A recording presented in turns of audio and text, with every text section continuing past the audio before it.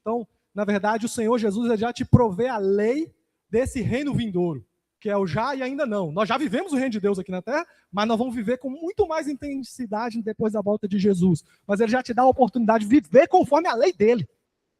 Qual que é a lei dele? Está descrito aqui em Mateus 5, 6 e 7. É isso, é a lei de Deus. Isso é só para cidadãos do reino de Deus. Não adianta você querer que mundano viva isso. Ele não vai viver isso. Quem vai viver isso é você. Quem tem que amar o inimigo é você. Não é ele que tem que amar o inimigo. Bem? Quem tem que ser santo como o Pai Celestial é santo é você. Não está falando para ele. Então não adianta cobrar nada do que está sendo ensinado aqui para as pessoas que não conhecem a Jesus. Não adianta. Mas para você é questão de você ser ou não ser. E a gente viu muita coisa. A gente viu as bem-aventuranças, a gente viu luz do mundo, sal da terra. A gente viu Jesus interpretando a lei. A partir da interpretação dos fariseus, ele vinha com contraponto, né? Eu, porém, vos digo, amai os vossos inimigos. Então ele estava contrapondo o ensino dos fariseus da época com o ensino real dele. A interpretação real da lei é essa aqui, não é o que eles estão te ensinando. E fecha com isso, né? Sede santos como eu sou santo. E tem muito a ver com o que a gente ministrou aqui agora em cima, gente. É uma transformação espiritual, gente. Não dá para viver isso. Ser santo como Jesus, como Deus é santo, não dá para fazer, Rafinha, com a sua força. Mas você é novinha, não viveu as coisas erradas do mundo, mas ainda assim, só dá para ser santo como o Pai Celestial é santo, se você deixar brotar e der lugar ao Espírito Santo. Porque essencialmente nós somos maus. Essencialmente a gente não tem a capacidade de viver isso. E na aula passada nós falamos sobre o ensino sobre as boas obras. Nós iniciamos o ensino sobre essas boas obras que está em Mateus no capítulo 6. Então ele muda agora de assunto, né? Então exatamente agora o Senhor Jesus, no seu ensino, ele vai mudar de assunto. Ele vai tirar do assunto que ele vem falando da lei, né? Do nosso contato com as pessoas. E ele passa a tratar nosso interior. Agora, beleza, eu já falei sobre várias situações, falou sobre casamento, ele falou sobre o relacionamento, né, de inimigos, ele falou sim, sim, não, não, é só palavra. Ele falou sobre verdade. Então, como você se relaciona com as pessoas? Com verdade. Não precisa jurar, não precisa fazer nada, só falar a verdade. Já é o suficiente. É sim, sim? Não, não. Então, ele foi falando como que o cristão, né, ele se relaciona com as pessoas de fora, com o mundo ao seu redor. E agora ele vai falar como que a gente tem que viver a nossa disciplina espiritual, nós e Deus. Como que nós temos que viver? Então é isso que vai entrar esse capítulo 6, que a gente vai terminar a primeira parte hoje, e aí vai ter mais umas 2 ou 3 partes. E vamos ler então o nosso texto base? Mateus 6, pode abrir. Tenham cuidado, não pratique as suas boas obras em público, para serem admirados pelos outros, pois não receberão a recompensa do seu Pai Celeste que está no céu. Quando ajudarem alguém necessitado, não façam como os hipócritas, que tocam trombetas nas sinagogas e nas ruas para serem elogiados pelos outros. Eu lhes digo a verdade, eles não receberão outra recompensa além dessa. Mas quando ajudarem alguém necessitado, não deixe que a sua mão esquerda saiba o que a sua mão direita está fazendo. Dê a sua ajuda em secreto. E o seu pai, que observa em secreto, os recompensará. Amém? Então esse é o nosso texto base. Eu também não vou me ater muito, a nossa aula está gravadinha lá. Agora entrando na nossa aula de hoje, gente. 2. E quando ajudarem o necessitado, não façam como os hipócritas, que tocam trombetas. Não façam como os hipócritas que tocam trombetas nas sinagogas e nas ruas, para serem elogiados pelos outros. Eu lhes digo a verdade, eles não receberão outra recompensa além dessa. Né? Então agora sim, a palavra é o elimosine. Ou seja, ele sim está falando de esmolas e caridade. Então o que nós vamos estudar aqui é só esmolas e caridade. Amor ao próximo. Entendeu? É isso que nós vamos estudar aqui agora. Então, você lembra que o versículo anterior é sobre tudo o que você faz para Deus. Esse versículo agora ele foca. Nós vamos falar sobre ajuda ao próximo. Né? Então, primeira coisa que você precisa entender acerca de esmolas e caridades e ajuda ao próximo é: Jesus usa a expressão, ele começa com quando. Quando ajudarem. E o que isso significa, gente? O que vocês me digam? Como? A espera. Então, quando Jesus fala, quando ajudarem o próximo, ou seja, há uma expectativa de Jesus, deixa eu passar o slide também aqui, há uma expectativa revelada por Jesus que ele espera que você ajude o próximo. Ele nem cogita que você não vai ajudar. Por que isso é interessante isso, gente? Porque a esmola, naquela época, para eles é fácil. Você vê que Jesus não explica muito o que é a esmola? Ele só fala do jeito certo de dar a esmola. Todo mundo está comigo nessa, né? Ele só fala do jeito certo. Mas ele não explica o que é a esmola. Por que ele não explica? Porque era feijão com arroz das pessoas daquela época. As pessoas daquela época fazia parte da prática religiosa delas comum. Ou seja, igual a gente é instruído a orar, ler a Bíblia e comungar com os irmãos, eles eram instruídos principalmente a dar esmolas, orar e fazer jejum. Essas eram as três principais. Então, quando Jesus falou, não precisou explicar o que é a esmola. Eles já sabiam. Mas você entende que nesse decorrer de milhares de anos que Jesus falou, a coisa mudou? Hoje em dia, eu estava conversando com a irmã Ellen ontem, lá na negócio dos diáconos, você já recebeu assim, uma orientação específica sobre esse tema? Eu sou antigo de igreja, eu não me lembro de ter recebido. É claro que a gente escutou falar várias vezes sobre ajuda ao próximo, mas assim, como um subproduto de pregação. Então, eu estou pregando sobre isso, aí aparece aquilo. Eu estou pregando sobre aparece. Mas especificamente, eu já ouvi pouco, mas já ouvi sobre jejum estruturadamente, sobre oração muitas vezes, sobre comunhão muitas vezes, mas a ajuda ao próximo sempre é um subproduto de algum ensino. Eu estou ensinando isso, aí de vez em quando cai na ajuda ao próximo. Né? Eu, Jean Diego. Então eu vejo que na minha experiência, não há muito sobre esse ensino. Por isso que é um ensino difícil, que vocês vão precisar interiorizar. Por quê? Porque é uma coisa que pode soar como novo para a gente. Muita coisa soou como novo para mim. Então, preciso que vocês tenham muita atenção com relação a isso. Então, primeira coisa é, há uma expectativa. Há uma expectativa. Jesus só não explicou o que é, porque, igual eu falei, naquela época já era assim. Aí ele vai explicar, eu estava estudando por que era assim. Vocês sabiam que tem lá, né, os 400 anos, que é chamado silêncio profético, né? O período interbíblico, que vai de Malaquias até Mateus ali. Então, naquele período, gente, a vida aconteceu. 400 anos rodou. Só que nesse meio tempo aí, o povo foi levado cativo para Babilônia, o templo do Senhor foi destruído.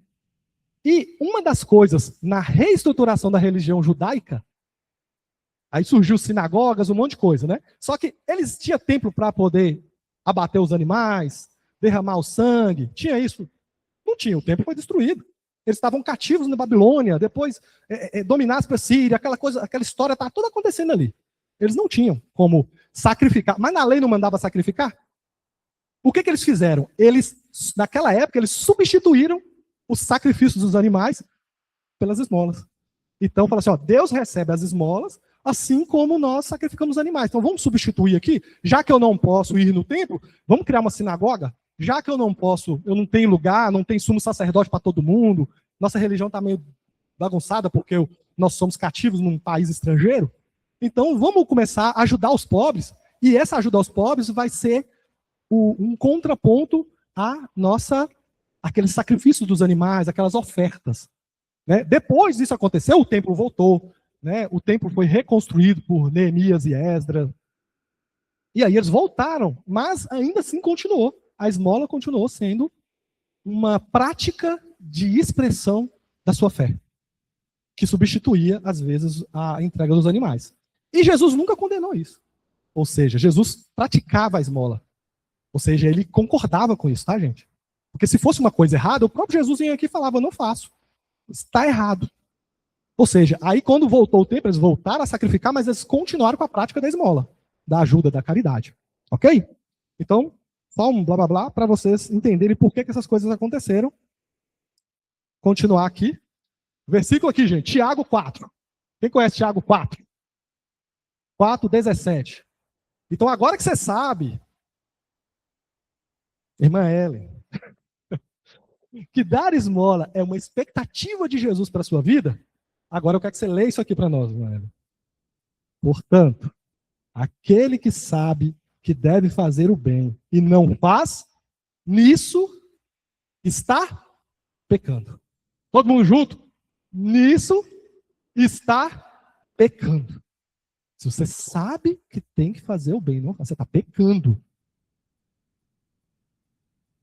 Gente, o conhecimento é uma dádiva, é uma bênção de Deus, mas é uma responsabilidade.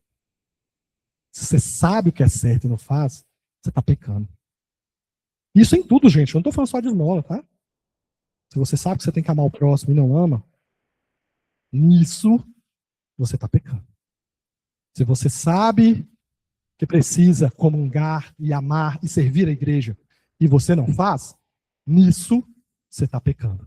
Então eu não estou querendo focar nisso na esmola, não, tá? Na caridade, na ajuda ao próximo. Isso é para tudo, é um princípio. Eu estou incluindo isso na nossa prática, né? O que deveria ser uma prática para nós. Vamos seguindo. Agora, o que são esmolas? Então vamos explicar o que são esmolas e aí eu vou dar um minutinho aí para algumas pessoas falarem, né? 5 minutinhos no máximo. Quem está com o microfone aí? Ajuda aos necessitados. Porque na própria Bíblia fala que a fé verdadeira, ela se dá quando você cuida dos órfãos e das viúvas, que naquela época eram consideradas as pessoas mais desfavorecidas dentro da igreja. E quando o marido morria, porque a mulher naquela época, vocês sabem que ela só cuidava da casa do marido, quando o marido morria, ela não podia prover o próprio sustento. Os filhos deveriam cuidar da mãe. E, às vezes, esses órfãos ficavam crianças.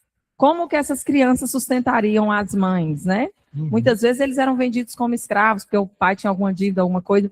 Então, era justamente cuidar dessas pessoas necessitadas. E no caso da igreja lá em geral, também tinha as pessoas, os leprosos, tinha as pessoas, os moradores de rua, os cegos, aquelas pessoas que precisavam da ajuda do outro para sobreviver. Então, os cristãos deveriam ajudar essas pessoas. Muito bem, muito bem. Vou nem... Então, assim, só uma definição mais estruturada é o quê? Definidas de forma ampla, os atos, as esmolas que Jesus está falando ali, pode ser entendido como atos de misericórdia, caridade ou generosidade, praticadas em favor daqueles que se encontram em situação de necessidade. Então, gente, nós podemos ampliar o termo, né? Então, esse termo, ele pode ser ampliado. Então, dar esmola, você dá o dinheiro para uma pessoa que está passando por necessidade? Sim. Ou esse elemosine é isso? É. Mas também ele pode ser qualquer tipo de ajuda ao necessitado. Às vezes a pessoa está necessitada de uma ajuda espiritual. Às vezes ela está necessitada, ela está ansiosa, ela está em depressão. Então ela está precisando de o quê? Ela está precisando de carinho, ela está precisando de ajuda médica. Às vezes ela está precisando... Então, pensa quantos médicos poderiam estar em limusine na vida de um monte de gente que não tem acesso a um trabalho médico. Às vezes ela está com necessidade de justiça.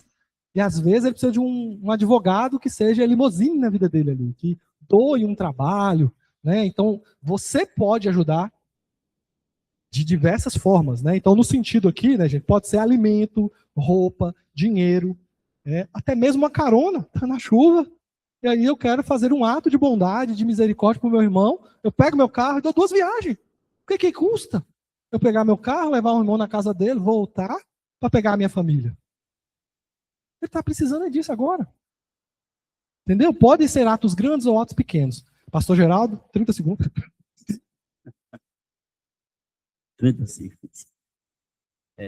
Nós olhamos, estudando aqui, quem é o beneficiado e que dá esmola? É o que recebe ou o que doa?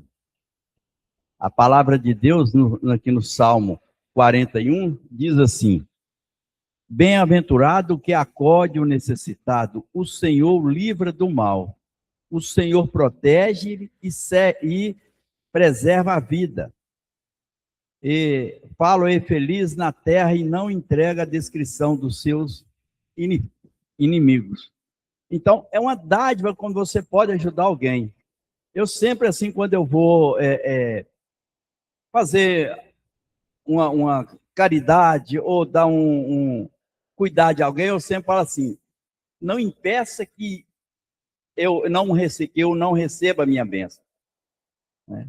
Então, quando a pessoa, não, pai, não, peraí, não impede de eu receber a bênção, não. Porque o beneficiado sou eu, não é a pessoa que eu estou ajudando. Eu estou cumprindo a palavra de Deus. Então, hoje, nós temos que ter muito cuidado, porque muitas pessoas acham assim, eu vou dar esmola aqui porque um necessitado está precisando, eu vou ajudar ele. Não, você está ajudando a si mesmo. É o que a palavra de Deus diz. Amém. Vamos, Alisson, agora. 15 segundos. No meu dicionário do grego aqui, coloca misericórdia e piedade como definição principal para esse termo aí, ele mostrou. E só depois,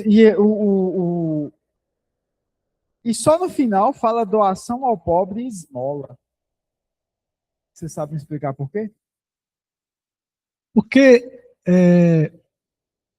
Você entendeu? Eu entendi. Começa com misericórdia e piedade. Então, mas isso aí eu entendo que é o que motiva a ação de dar esmola. Então, Jesus, muitas vezes, vamos falar isso lá na frente, seria um adiantamento um pouquinho, mas tá bom, vou adiantar. Muitas vezes, como Jesus vai fazer um ato de misericórdia e bondade, o texto começa, Jesus se compadeceu dele e foi lá e fez. Você entendeu que várias vezes, e Jesus se compadeceu e curou ele. E Jesus se compadeceu e multiplicou o pão. E Jesus se compadeceu e... Então, a piedade, né? Jesus teve piedade, Jesus teve misericórdia das pessoas e aí ele executa. Então eu entendo que... Por que ele começa com a definição principal? Porque eu entendo que é a força que faz você fazer a obra de bondade. É isso que deveria ser. Porque se não for por isso, é por que você está fazendo? A glória está fazendo por causa sua mesmo. Se você não está fazendo por misericórdia, você está fazendo só por você. Amém? Vamos lá, continuando. Status religioso. Então, eu já falei, como é que eu adiantei sem querer. O status religioso significa, gente, esse ato de esmola, naquela época, lembra que eu falei lá dos 400 anos, que naquele meio tempo aquilo virou realmente uma expressão de fé poderosa, o dar esmolas. Então, as pessoas começaram a dar esmola para parecer mais crente que os outros. Mais crente, né? Ou mais judeu que os outros. Para parecer que eles são mais religiosos. Então, virou uma moeda de marketing. Então, se eu sou um grande rabino, se eu sou um grande religioso, eu dou muita esmola e na frente dos outros. Então, aquilo virou por causa dessa situação, virou uma moeda de autopromoção. Então, a gente tem que tomar cuidado, porque virou um status religioso. A gente tem que tomar cuidado, que a gente tem que fazer. Mas a gente não pode deixar entrar isso como status, né? Muita gente que fala, que abre live para ficar orando, espero que esteja fazendo isso para a glória de Deus. Mas cuidado, será que está fazendo isso para a glória de Deus ou para mostrar que eu sou o cara religioso, que eu oro na frente das pessoas? Tem gente que vai, igual a gente viu, né? Viraliza bastante esses vídeos do cara, começa a filmar o mendigo, ele puxa o dinheiro, e ele dá, e ele faz todo aquele carinho ali. Cara, então quando não tem a câmera, tá fazendo? É para a glória de Deus isso? Então a gente tem que tomar cuidado, porque a esmola está virando... Hoje é o status. As pessoas que ajudam, né? E troca tombete, e põe no Instagram, e mostra, e faz vídeo do coitadinho ali falando que quanto que a vida dele era difícil, e quem recebeu isso ajudou demais, né, dando aquele testemunho. E aquilo começa a elevar aquela pessoa. Né? O que é o Lata Velha, do Luciano Huck? O que é o negócio lá, gente, da casa, minha casa, não sei o quê? Era um programa. Você acha que aquilo ali Deus recebeu de algum jeito? Ele recebeu a publicidade toda. A glória foi toda pro nome deles. O pessoal agradecia, faltava ajoelhar no pé dele ali para falar o quanto ele é bom, o quanto ele é maravilhoso. Cara, mas eu falei, isso aqui não é para ele, isso é para nós. É Sermão do Monte. Entendeu? Então a gente tem que tomar cuidado de não transformar as nossas esmolas, os nossos atos de justiça em publicidade. As empresas, a gente estuda isso. Chama-se marketing social. Quando você for fazer administração, publicidade, você vai saber que ajudar, muitas empresas fazem programas de caridade, porque tem benefício do governo quando você faz. Então, muitas vezes, ele é isentado do imposto para poder ajudar a instituição. Não é porque ele é bonzinho, não. Assim, eu ia pagar 10 mil ali, vamos supor que eu ia pagar 30 mil reais de impostos. E eu sei que até 10 mil reais, por exemplo, eu posso ser isento se eu for lá na instituição de caridade fazer. Beleza, então eu vou lá na instituição de caridade, dou, mas eu vou filmar, eu vou falar, eu quero a minha logomarca colada lá, eu quero um monte de coisa. Ou seja, ele fez porque aquilo foi um marketing de graça.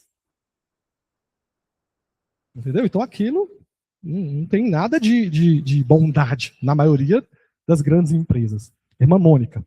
Então, essa conexão espiritual, ela está muito carente dentro das nossas igrejas, não é verdade? Não tem. Eu conheço uma história, e ela é verídica, de alguém que precisava de uma oração, muitas vezes em sua casa, em posição de mãos, e ela passou mais de 10 anos em choro, sem poder ter alguém para chegar naquele momento em sua casa e orar por ela. Muitas vezes abriu o portão da sua casa para ver se alguém passava com uma Bíblia para pedir uma oração. Essa igreja, ela não estava conectada, né? Na vida que eu falo, essa piedade, a piedade tem que ser interna, espiritual. O significado espiritual, gente. Então, dar esmolas é visto como um ato de imitar a generosidade divina. Jesus ensinava a ajudar um destes pequeninos, lembra? Eu tive fome e me deste comer, eu tive frio e me vestisse, Então Jesus vai falando esse tipo de coisas, e lá na frente, mas como Jesus, quando que a gente fez isso pelo Senhor? O próprio Mateus, logo em seguida vai aparecer isso, ele fala, quando vocês fizeram isso a um dos meus pequeninos. Então nós estamos fazendo para o próprio Jesus. Então quando você socorre um idoso, né? Eu sei que a irmã Tânia aqui, seu Carlos, eles têm uns idosos de estimação. Eles têm os idosos de estimação que não são parentes, não são nada, eles estão lá todo dia na casa servindo esses idosos. E ninguém sabe, eu estou falando aqui, eu acho que eu nem podia falar. Mas quando você faz isso, você está fazendo para o próprio Jesus. Mesmo que dá trabalho, mesmo que é difícil, você está fazendo para o próprio Jesus. Ana, quando está chovendo aqui, você leva um irmão na casa, você está fazendo para o próprio Jesus, você está dando uma carona para Jesus. E é uma surpresa, né, gente? Que a gente vai ter essa surpresa lá no céu. A gente vai ter essa surpresa lá no céu. Porque a gente pode ter deixado de fazer. Eu estava conversando com a irmã Sara esses dias, ela falou tanto de criança necessitada das escolas que ela viu. Tanta dificuldade, tanto abuso, tanto problema. E às vezes quando você pega uma criança dessa, você ajuda ela, você está fazendo para o próprio Jesus. O próprio Jesus. Já pensou? Se eu soubesse que era Jesus, eu teria feito o triplo. Só que a gente não consegue enxergar isso, porque a gente está voltado muito para o eu. A gente tem mentalidade de represa. Foi o que a gente ministrou aqui hoje, louvor, tem muita gente que tem mentalidade de represa. É as minhas bênçãos. Eu vou lá buscar a minha bênção. Eu quero não sei o que é minha bênção. Cara, eu não, sabe? Eu peço, claro, as bênçãos de Deus sobre a minha vida. Mas a minha principal oração tem sido, meu Deus, me faz uma bênção nos lugares por onde eu passar. Porque é muito melhor ser uma bênção do que ficar buscando bênção para você. É mentalidade de represa. E o que Jesus fala na palavra? Do seu interior vai fluir o quê? Rio. O que é a diferença de rio e represa, gente? Represa, a água vai parando, e vai enchendo, e vai alagando, e você vai engordando, e não sai do ser. Aí, às vezes, para não estourar a represa, você deixa liberar um pouquinho. Agora, o que é um rio? O rio, às vezes, é magrinho. Mas ele vai fluindo, ele vai andando. Entrou e saiu, entrou e saiu. Eu recebo a bênção, eu passo a bênção, e a coisa vai andando. Irmão Carol, 3 segundos.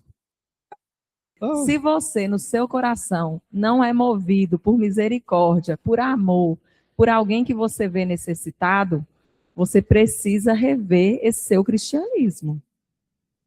Porque nós não precisamos de ninguém nos dizer que temos que ajudar, que temos que fazer. O Espírito Santo te incomoda, você sente no seu coração o desejo de ajudar. Se você vê alguém em necessidade, se você vê alguém precisando, não precisa alguém falar, ô fulana, ajuda Beltraninha ali que você tem condição financeira, não, que está precisando. Você é incomodado a fazê-lo. E se você não é incomodado a fazê-lo, algo errado, não está certo, como diz o meme. Como é que você é cristão e não tem misericórdia e compaixão de um outro que está ao seu lado, passando necessidade, tem uma conta de energia, vai cortar a energia da casa dele, você tem um dinheiro para pagar, você não tem coragem de ajudar. Ele está passando necessidade, está passando fome, está passando aperto, ele não tem uma roupa, você tem um guarda-roupa, 500 sapatos, o irmãozinho vem de chinelo, você não se compadece. Então, se nós não temos isso naturalmente fluindo em nós, porque é o que é esperado de alguém que é nova criatura, você está com cristianismo aí meio esquisito. Comece a pensar, liga o sinalzinho de alerta, que você está vivendo outra coisa. Não é cristianismo genuíno, não. Amém. Gente, e a última frase desse slide aqui vai ser, não é networking. Que é outra mentalidade que a gente tem que quebrar. O tempo todo, hoje, a gente é ensinado, e eu não estou dizendo que a gente não possa fazer networking, mas é ensinado a viver uma vida de relacionamentos baseados em networking. Se você não sabe o que é networking, é interesse. Ah, eu vou ficar ali com a vida de Alisson, porque Alisson sabe mais do que eu. Então eu vou aprender com Alisson. Eu vou ficar ali com o pastor Geraldo, porque o pastor Geraldo tem muito dinheiro. Então eu vou poder eu vou poder fazer alguns serviços, e ele vai ficar meu amigo, vai me apresentar outros caras ricos. Então a gente começa a se relacionar com todo mundo baseado em networking. Porque é isso que os coaches ensinam, porque é isso que a mentalidade empresarial ensina muitas vezes, entendeu? Que funciona no mercado de trabalho. Mas, gente, a igreja não é negócio, é pessoal. Não são negócio, é pessoal. É família, é carne, é sangue. Amém? Então, e Jesus vai falar em Lucas 14 lá, ó. Quando você der um jantar ou uma ceia, não convide seus amigos, nem seus irmãos, nem seus parentes, nem seus vizinhos ricos, para não acontecer que eles retribuam um convite e você seja recompensado. Então ele falou assim, ó, quando você vai fazer banquetes, vai fazer alguma coisa, não chama só os ricos, não chama, tipo assim, de certa forma, tenha intencionalidade em chamar pessoas que precisam. Ele fala, ó, pelo contrário, ao dar um banquete, convide o pobre, o aleijado, o coxo, o cego. E você será bem-aventurado pelo fato deles não terem como te recompensar. O que Jesus está falando aqui? Networking? É o networking invertido. Arruma uma pessoa bem ferrada na vida e ajuda ela. Ajuda ela. É mais ou menos isso. O cara pobre. Já pensou naquela época, gente, que não tinha direitos humanos, não tinha acessibilidade, o cara ser um coxo? Coitado, cara, vai ser muito difícil. Não tinha cadeira de roda, não tinha tecnologia. O cara ser um cego. Hoje em dia você tem um celular, você fala, ele te responde, faz algumas coisas, né? Você comunica. O cara não tinha nada. Ele não sabia nem andar sozinho, precisava ser levado. Então ele fala isso, gente, porque eles não têm como te recompensar. E a sua recompensa você receberá na ressurreição dos justos. Então, agora precisa ter fé, né? Você quer a recompensa que vai vir lá na frente de Jesus? Ou essa de hoje? Que vai ser o fruto do networking que você fez. Seguindo rapidamente. A ajuda do necessitado sempre foi um tema caro para Deus. Então, quero provar para vocês que isso não é coisa de hoje ou daquela época, não. Sempre, sempre, sempre. Isso faz parte do DNA do nosso Deus, do caráter do nosso Deus, ajudar os necessitados. Vou pegar aqui, ó, Levítico. Epa, estou errado aqui, deixa eu me achar. Levítico 23, 22. Então, gente, a lei é uma coisa importante para Deus, não é? Ele está dando a lei. Só que o que ele fala em Levítico? Ele fala, ó, quando fizerem, o Levítico 23, 22. Quando fizerem uma colheita na terra de vocês, não colham até as beiradas. Então, o sistema daquela época, quem tinha dinheiro é o quê? Quem tinha fazenda. Os ricos eram... A prosperidade vinha das fazendas, certo? Então, quando você fizesse uma plantação, você vai colher nos meios. As pontas não colhe, deixa sobrar. Quando você estiver colhendo e cair no chão, também não pega. Deixa no chão. Por que ele fala isso, gente? Não recolham as espigas que caem durante a colheita. Deixem essas espigas para os pobres e para os estrangeiros. E ele termina, eu sou o Senhor, o Deus de vocês. Tipo assim, eu estou mandando. Para dessa usura de querer colher tudo. Deixa o pobre e para o estrangeiro. Ou seja, parte das nossas rendas, gente, segundo a lei, traduzindo para os dias de hoje, parte das comissões gordas que Pavão recebe no trabalho dele, tem que fluir para a vida dos necessitados. Você entendeu? Agora que ele parar com essa macacada dele, agora vai entender. Tá bom? Novato, por favor, presta atenção. Parte dessas comissão gorda que você ganha é para fluir, meu amigo. Você não pode colher tudo, não. Tem que deixar as beiradas.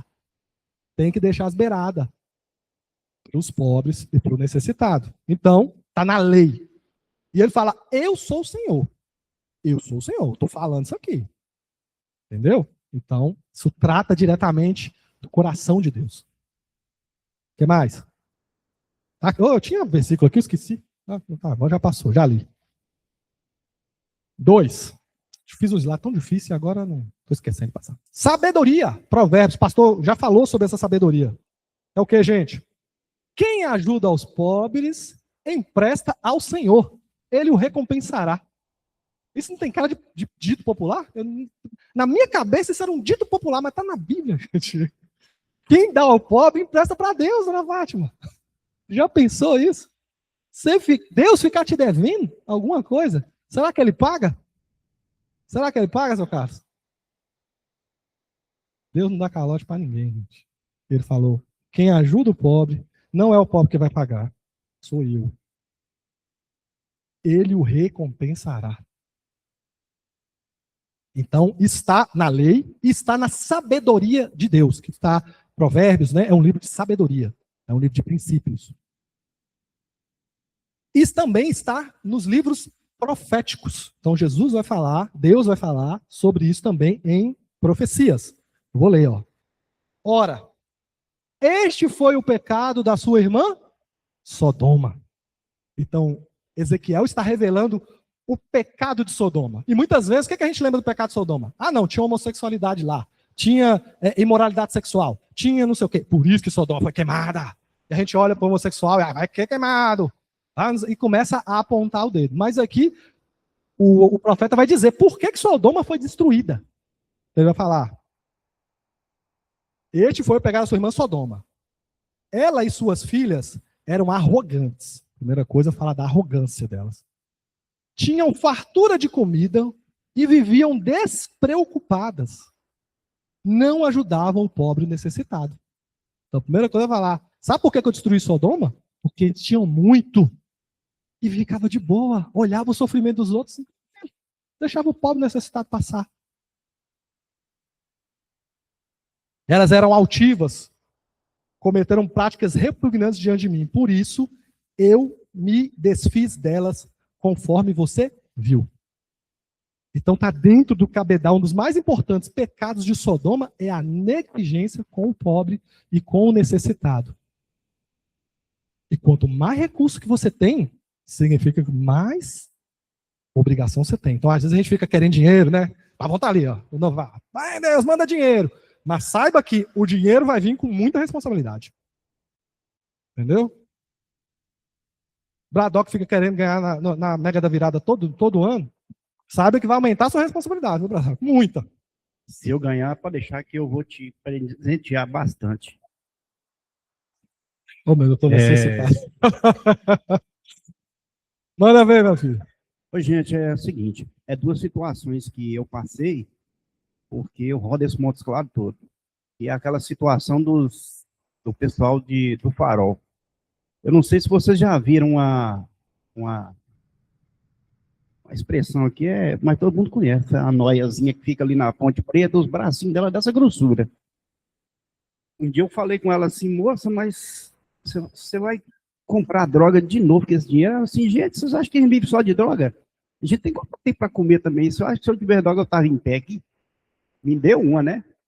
Aí, outra situação, o rapaz chegou para mim e falou, me arranja R$1 aí para mim comprar um leite ali. Eu falei, moço, seja pelo menos homem, fala a verdade. Você quer dinheiro para comprar pinga? Eu falei assim, cara, a pinga é R$3, então você me dá R$3 aí, que eu te pedi R$1, mas R$1 não dá, então você me dá 3. Eu te garanti minha palavra. Agora, a questão eu fico imaginando como que Deus vê a gente na situação financiando uma pessoa que está pedindo dinheiro, a gente sabe que vai usar droga. Né? A gente está financiando a destruição dessa pessoa, praticamente. Né? Amém. Gente, então assim, vamos lá, vamos desatar esse nó aqui rapidamente, a gente tem muita coisa para falar, mas se você perceber, galera, se você tem desconfiança que aquilo é para destruição da pessoa, não dá.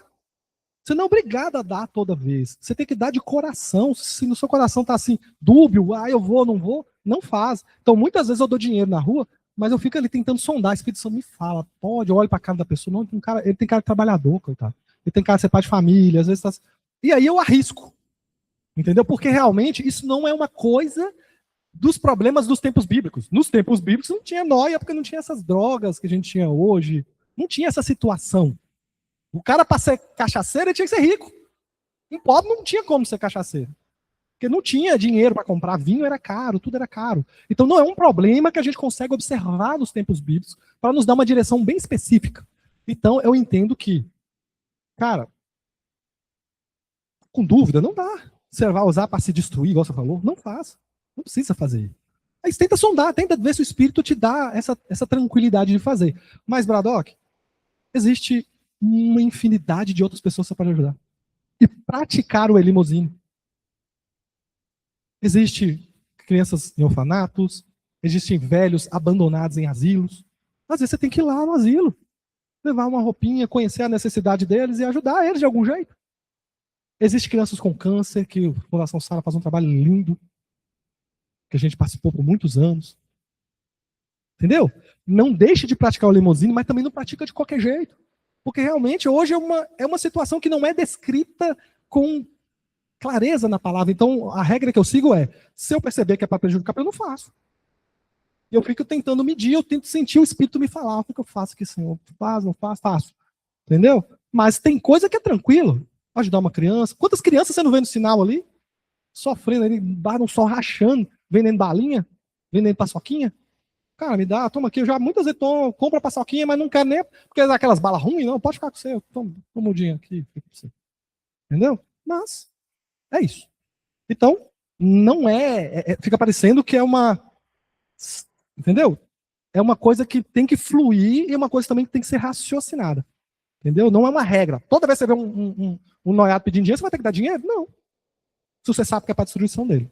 Amém? Acho que eu me alonguei muito aqui. Deu para entender, brother? Então, gente, vamos lá. Continuar. Agora vamos falar um pouquinho, gente, disso que Carol falou. Um pouquinho, né? Que ela falou de Cornélio até. A prática, a generosidade, o elimosine, é uma prática que gera conexão com Deus. E, se você perceber, quando Jesus fala das três, ele usa o mesmo status para falar de oração, jejum e esmolas. Ou seja, de certa forma, nós estamos conseguindo perceber que esses atos, a prática do elimosine, é semelhante, os resultados são semelhantes à prática de oração, sabia, seu caso? Então, quando você está ajudando uma pessoa, você está sendo mexido assim como você está orando. Assim como você está orando. E como é que a gente pode dizer isso, gente? Aqui, ó, tem em Atos. Atos 10, de 4 a 5. Fala da conversão de Cornélio, né, Carol acabou citando. 4. Cornélio. Este fixando nele os olhos e possuído de grande temor, perguntou, o que é, Senhor? O anjo disse. Então um anjo aparece para Cornélio e chama ele pelo nome, Cornélio. E ele já começa a tremer nas bases. O que eu tenho que fazer? O que o Senhor quer de mim, Senhor? Falando com o anjo, né? Aí o que o anjo fala, gente? Suas orações e as suas esmolas subiram para a memória diante de Deus. Então ele equiparou oração com esmola como se fosse uma adoração que está na frente de Deus e Deus não consegue não fazer alguma coisa. Tipo assim, chegou ali na frente, o que eu faço com isso? Então como se Deus se lembrasse de Cornélio o tempo todo, como se fosse um memorial, a partir da prática da oração e a prática da esmola, que é o nosso tema de hoje. Vocês entenderam que há uma... Gente, igual eu falei, é um tema que eu nunca vi tão estruturado. Eu estou tentando estruturar na minha cabeça e tentando ensinar para vocês, enquanto eu também estou aprendendo. E eu talvez não vou nem saber colocar em palavras específicas. Mas tem alguma coisa que você faz ao ajudar o próximo que é equiparado à oração. Se você faz da maneira certa, se você faz com a intenção certa, você começa a ser mexido assim como você faz um jejum. Então a gente tem que ser estimulado para dar um crente melhor, pastora. Tem que estimular essa igreja a orar, a jejuar e a ajudar o próximo. Sai da sua vida de comodismo e vai ajudar alguém. E você vai melhorar. Você vai virar um crente de verdade. Você vai parar de dar trabalho. Então isso, gente, é algo que para mim, assim, pensar sobre isso é algo mais disruptivo, ou seja, eu não ouvi isso a vida inteira. Eu ouço isso há pouco tempo. Não é que eu descobri isso agora, estudando isso, não, eu já escutei isso de alguma forma, mas ao refletir sobre isso, tem orações diante de Deus como memorial, seu cara. Mas também tem esmolas, tem ajuda ao próximo. Ou seja, o fato, né, nós vamos colocar o caso deles aqui, que você está ajudando seus velhinhos de estimação ali, está subindo aos céus como uma adoração. Deus está olhando para isso, cara, eu estou lembrando. Irmã Nath vai falar. Eu estou lembrando disso. Quando você é um profissional que tem um status legal e você pode ajudar alguém que está em dificuldade. Você pode praticar o Elimosine como adoração ao Senhor. Nath. Existe um conceito que eu aprendi na faculdade, que é o de olhar clínico. Talvez na profissão de vocês tenha alguma coisa parecida, mas é literalmente você perceber as coisas. Eu trabalho com o corpo físico, então a gente aprende que a gente percebe alterações no corpo. E muita gente fala assim, que quando você vai colocando aquilo no seu dia a dia, vai convivendo com aquilo, essas coisas ficam automáticas porque você vai convivendo. Mas eu tive um professor em uma aula muito específica que ele falou assim, você não pode esperar que você comece a praticar para você aprender o seu olhar clínico. Você tem que treinar ele, porque isso não é só convivência, isso é treinado. Então, talvez seja interessante a gente trazer para essa parte das esmolas também esse treinamento de olhar, porque se a gente está copiando o que Jesus fazia, a gente vê que muitas vezes ele chegava nos lugares e o olhar dele ia para alguns lugares que os dos discípulos não iam. Às vezes a pessoa pedia, como é o caso do semáforo, mas às vezes a pessoa não pedia. A pessoa estava só lá, quieta no canto, e ninguém nem reparava nela, e Jesus observava essas coisas que as outras pessoas não observavam. Talvez não porque ele, né, as pessoas iam até ele, ou porque ele convivia muito com aquilo, mas porque o olhar dele estava treinado para perceber essas coisas que as outras pessoas não percebiam. Então, O paralítico no tanque de Betesda, é exatamente isso que aconteceu. Ele não pediu a ajuda de Jesus. Jesus foi para ele. E tinha um monte de doente lá. Não tinha só ele. E ele ia diretamente nessas pessoas. Então, talvez é interessante a gente, como esse professor meu falou, na questão da matéria, mas a gente realmente treinar o nosso olhar para que essas coisas chamem a atenção da gente, sabe? Na profissão que eu exerço hoje, às vezes a gente treinou tanto o olhar para passar na matéria dele, que você está observando uma pessoa lá do outro lado e você fala, nossa, aquela pessoa, ela anda meio diferente, né? A pessoa nem quer saber, não faz diferença nenhuma na vida dela, mas eu consigo perceber isso porque eu fui treinada para perceber isso. Mesmo que eu não vou fazer nada sobre, mas eu consigo perceber. Então, talvez é interessante a gente se treinar para perceber essas coisas também, mesmo se a gente não for fazer nada diretamente naquela pessoa, mesmo se for só para a gente orar, mas ser sensível a essas coisas que não são problemas grandes, sabe? Problemas pequenos também. Isso aí, gente. Muito bom. Nós vamos falar um pouquinho sobre essa parte, ou íamos falar, não sei se vai dar tempo. E continuando essa parte aqui, né, o versículo 5. Agora, falando com Cornélio, o anjo, né? Agora envie mensageiros a Jope para mandar Simão, que também é chamado de Pedro. Então, só para dar um disclaimer, as esmolas, as orações, jejum, não salvam as pessoas, gente. Ele falou, ó, as suas esmolas, as suas orações estão diante de Deus como memorial. Então, vai lá ouvir o evangelho e aceitar a Cristo para você ser salvo. Então, ele não foi salvo pelas esmolas e pela oração, e sim pela palavra que Pedro ministrou sobre ele, pelo Espírito Santo que ele foi cheio, todas aquelas questões. Então, é para a gente também não colocar as esmolas, os atos religiosos no lugar onde Deus não colocou. Ele não colocou como objeto de salvação. Ele colocou como objeto de devoção.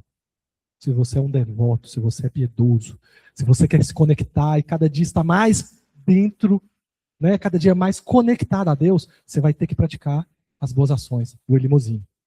Com pouco dinheiro, com muito dinheiro, tendo... Às vezes o que você vai praticar é uma conversa, você é uma pessoa boa de conversa, você é uma pessoa carinhosa. Então, você vai pegar aqueles necessitados, desesperados. Eu cresci a minha vida toda, gente, com a minha mãe sempre cuidando de uma pessoa em sofrimento.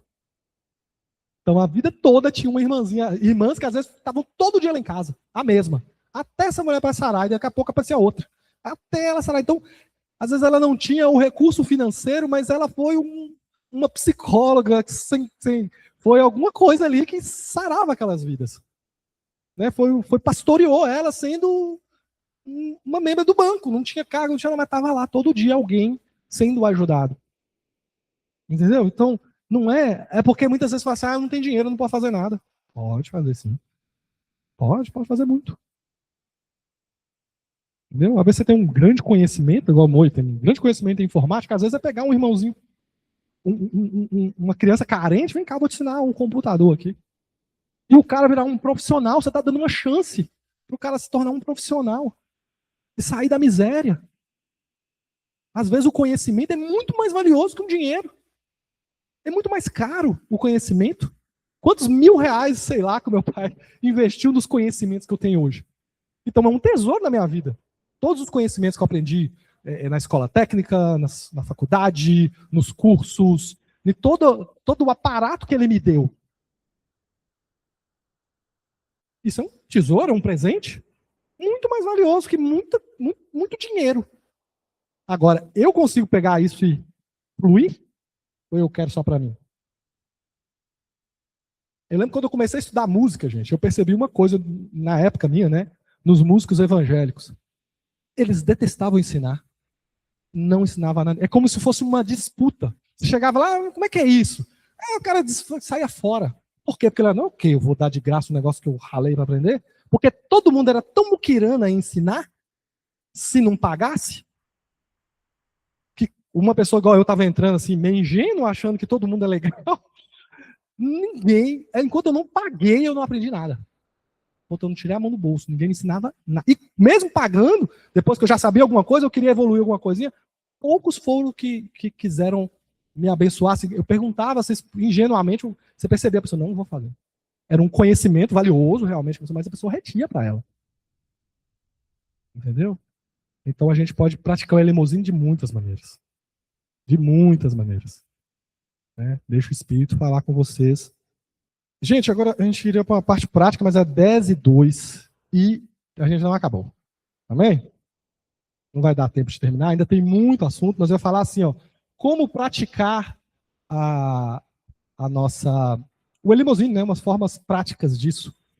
E aí, eu vou deixar isso juntar aqui com a próxima e a primeira aula do ano. Então, gente, vocês vão ter aí as férias da EBD para estudar o que é o eleimosinho. O que é ajudar o próximo. Para quando a gente voltar, agora lá em janeiro, fevereiro, não sei quando que a gente vai voltar, que a gente volte com outra mentalidade, entendendo, gente. Espero que até aqui tenha sido bom para vocês, até aqui tenha sido algo que possa ter ajudado vocês a ter uma visão diferente. Cara, quer dizer que ajudar o próximo é me conectar com Deus. E ajudar o próximo é uma forma de amar Jesus. Ajudar o próximo é uma forma de adorar a Deus que eu não tenho praticado, mas que Jesus espera que eu faça.